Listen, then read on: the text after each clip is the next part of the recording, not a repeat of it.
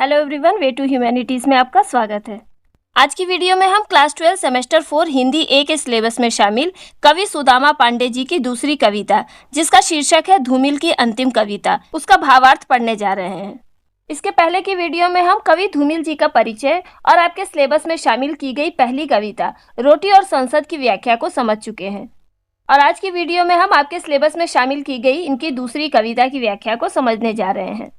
धूमिल की अंतिम कविता के अलावा इस कविता का एक और शीर्षक है, वो है लोहे का स्वाद।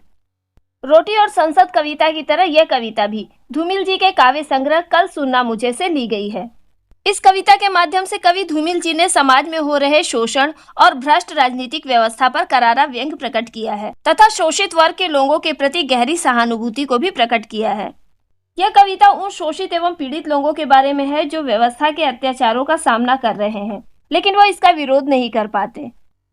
तो चलिए अब हम इस कविता की व्याख्या को विस्तार से समझते हैं। शब्द किस तरह कविता बनते हैं, इसे देखो। अक्षरों के बीच गिरे हुए आदमी को पढ़ो। अक्षरों के बीच गिरा हुआ आदमी पीड़ित एवं शोषित आम जनता का प्रतीक है। कवि धूमिल जी कहते हैं कि हे मानव, यदि तुम जानना चाहते हो कि कवि लोग किस तरह शब्दों से कविताएं रचा करते हैं, अर्थात किस प्रकार वे अलग अलग शब्दों को मिलाकर कविताएं लिख दिया करते हैं, तो तुम्हें उन अक्षरों के बीच गिरे हुए आम आदमी को पढ़ना होगा, अर्थात उन साधारण लोगों के जीवन का अध्ययन करना होगा या फिर उनके जीवन की जानकारी हासिल करनी होगी, जो कि आजकल भ्रष्ट व्यवस्था के परिणाम स्वरूप शोषण एवं पीड़ा का शिकार हो रहे हैं।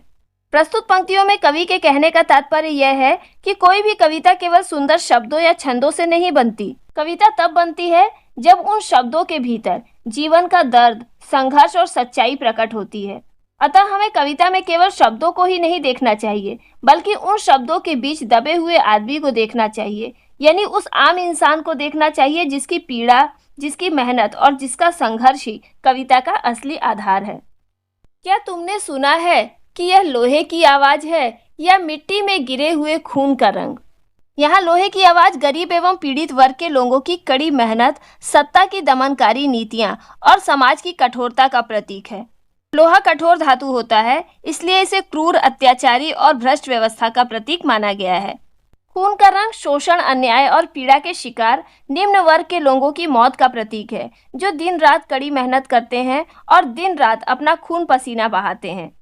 मिट्टी में गिरे खून का रंग इस बात को प्रकट करता है कि किस तरह से ये शोषित वर्ग के लोग हिंसा के शिकार होते हैं और अत्याचार सहते सहते एक दिन मिट्टी में मिल जाते हैं।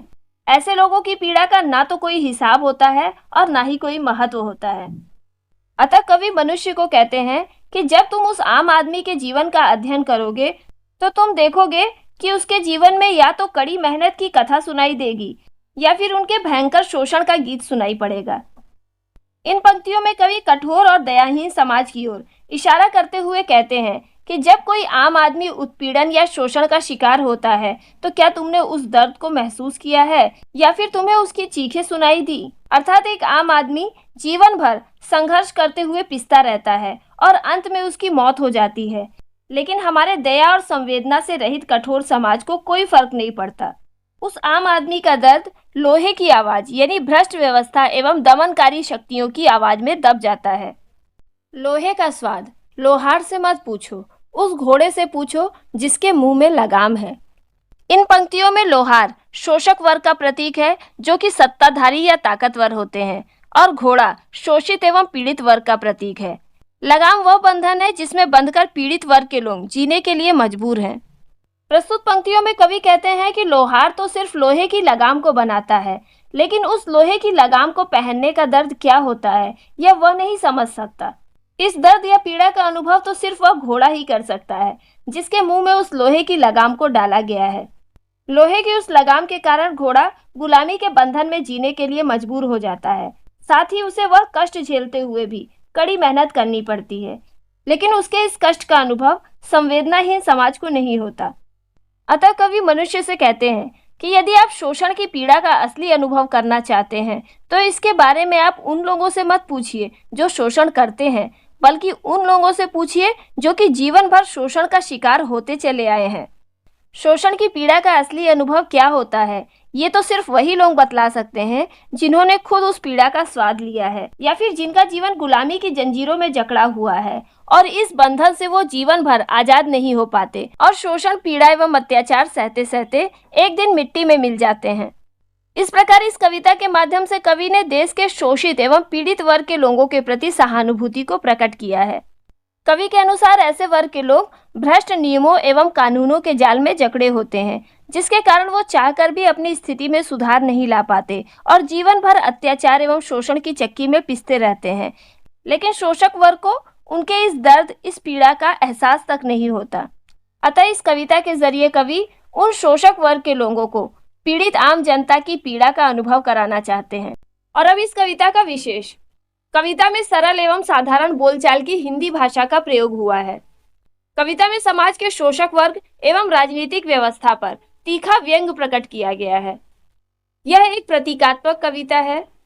अक्षरों के बीच गिरा हुआ आदमी पीड़ित एवं शोषित आम जनता का प्रतीक है। लोहे की आवाज कठोर संघर्ष एवं दमनकारी नीति का प्रतीक है। मिट्टी में गिरे हुए खून का रंग शोषित वर्ग पर किए गए अत्याचार, अन्याय, हिंसा और उनकी पीड़ा का प्रतीक है। लोहे का स्वाद दर्द एवं शोषण के अनुभव का प्रतीक है। लोहार शोषक एवं अत्याचारी वर्ग का प्रतीक है और घोड़ा शोषण की शिकार आम जनता का प्रतीक है। तो यहीं पर धूमिल जी की अंतिम कविता लोहे का स्वाद की व्याख्या खत्म होती है। उम्मीद करती हूँ कि इस वीडियो के जरिए इस कविता के भावार्थ को आप बहुत ही अच्छी तरह से समझ गए होंगे। तो वीडियो पसंद आई हो तो इसे लाइक और कमेंट जरूर कीजिएगा। साथ ही जो लोग मेरे चैनल पर नए हैं वो चैनल को सब्सक्राइब करें और ये वीडियोस अपने दोस्तों को भी शेयर करें। जल्दी मिलते हैं अगली वीडियो में नए चैप्टर के साथ।